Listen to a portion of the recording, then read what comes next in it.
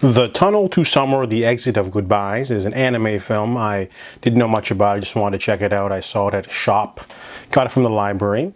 This one is about Kaoru. He is a lonely teenager who meets a girl. She's a transfer student. They're waiting for a train. Her name is Anzu. They swap numbers. She's not friendly to anyone else except for him, and the two of them are not quite friends. However, one day he finds a mysterious tunnel. And this tunnel has a sort of time-lapse thing going on with it, where if you go in, you essentially lose time, but it also gives you a wish. So it's kind of like a sci-fi fantasy concept. He goes in there for a bit, realizes he's lost a week. His father didn't really quite notice because he's a deadbeat, but it piques her interest, and she follows him in one day into the tunnel. And they decide to become closer by exploring the tunnel, the rules, and seeing what they both want.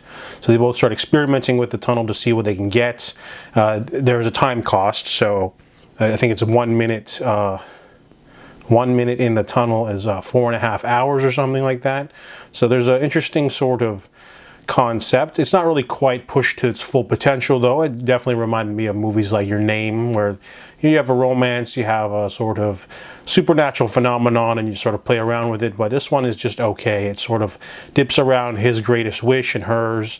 They don't really play around with the concept as well.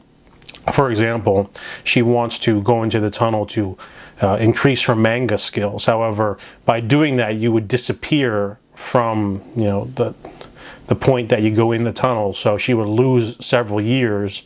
And even if you gain the abilities, you would lose a lot of time. So they don't really explore the sort of cost, and the finale is a little bit convenient. So overall, decent animation. I like the concept, but it doesn't quite get there emotionally.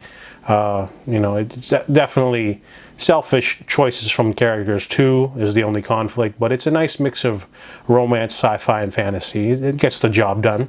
So I give this movie a 6 out of 10.